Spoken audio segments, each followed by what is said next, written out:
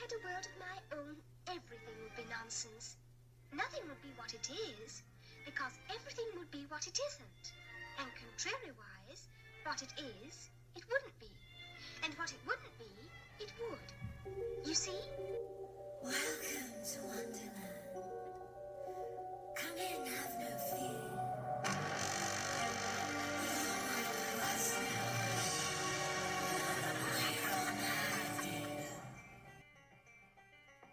Welcome to Wonderland, where self-discovery takes a curious and whimsical turn. This is Wonderland Unlocked, a journey into the heart of Wonderland itself, exploring the emotions, struggles, and personal growth that shape who we are. I'm Courtney, a peer support specialist with my own winding path through identity, emotions, and transformation. Inspired by my experiences and the lessons I've learned, I created this series to explore how the characters of Wonderland connect to our real-life challenges.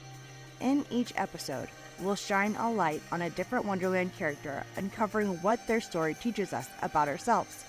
From Alice's search for identity to the Mad Hatter's chaos, the Treasure Cat's wisdom to the Queen of Hearts' fury, we'll explore what their journeys reveal about our own. So take a step down the rabbit hole, embrace the unexpected, and let's unlock Wonderland within. Alice, sweetheart, it's time for tea. Alice? Alice?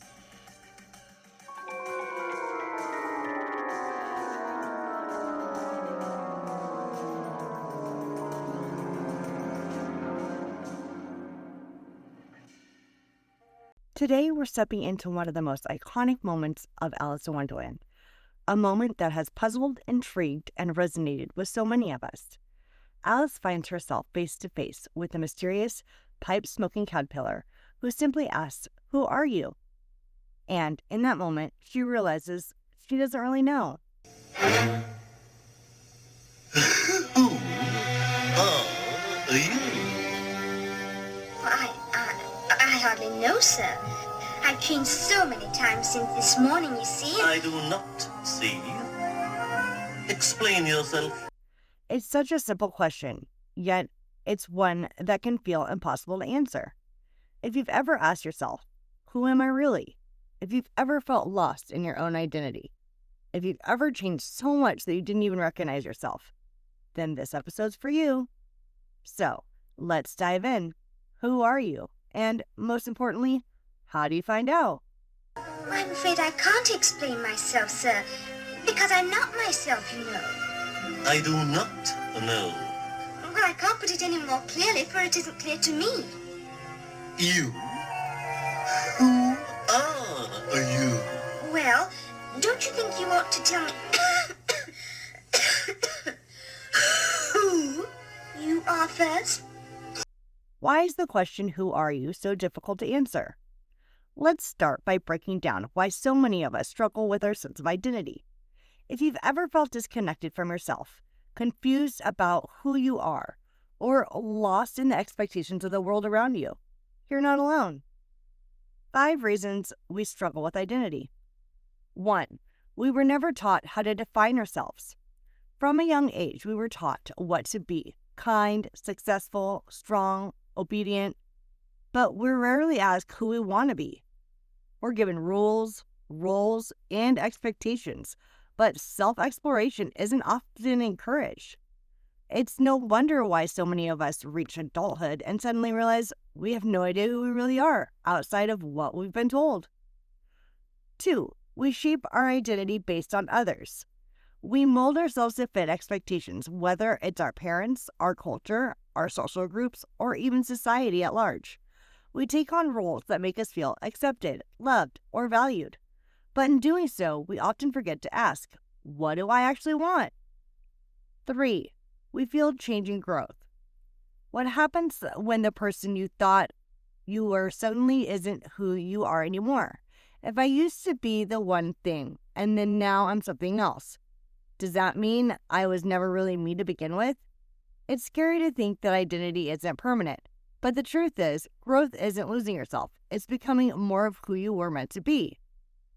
4. We tie our worth to roles. What happens when the career, relationship, or identity we clung to shifts? Who are we when the title, the relationship status, or the external validation disappears. Many people experience identity crisis when they lose a job, go through a breakup, or enter a new life phase. But your identity is so much more than a single role you play. 5. We feel like we need a final answer. Society makes it seem like we should have a fixed, defined sense of self. But identity isn't a destination. It's an ongoing journey. The idea that we need to figure ourselves out and arrive at some ultimate, unchanging version of who we are is misleading. We are constantly evolving, and that's okay. Here's some 3 layers of identity. 1. The mask. Who you show the world. This is the identity we put on like a costume. It's how we present ourselves, often shaped by what we think makes us accepted, respected, or successful. It's the person we craft to navigate social expectations. 2. The shadow. Who you hide. This is the part of you that you're afraid of, the part of you that makes you too much or not enough. It might be your deepest emotions, your insecurities, or your past experiences. But here's the truth. Your shadow isn't bad. It holds valuable parts of you that need to be acknowledged, not rejected. 3. The essence. Who you are beneath it all.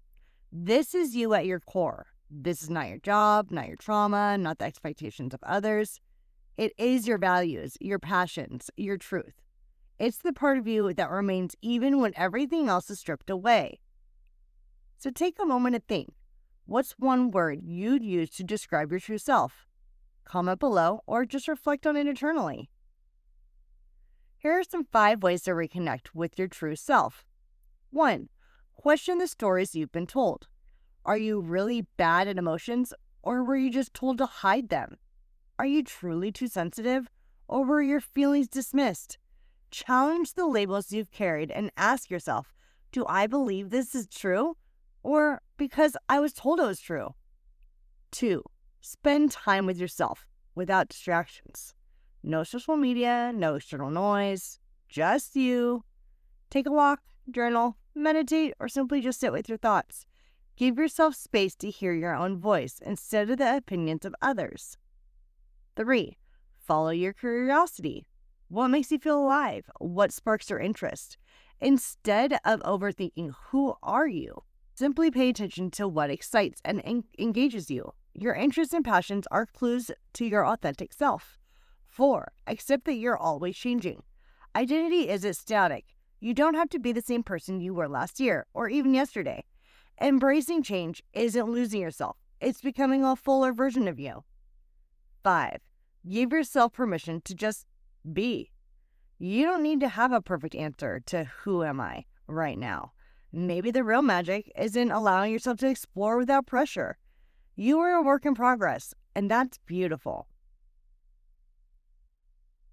At the end of our conversation with the caterpillar, Alice realizes something. Identity isn't about having one clear answer. It's about embracing the journey of discovering, rediscovering, and allowing yourself to grow. So, if you don't know exactly where you are yet or who you are yet, that's okay.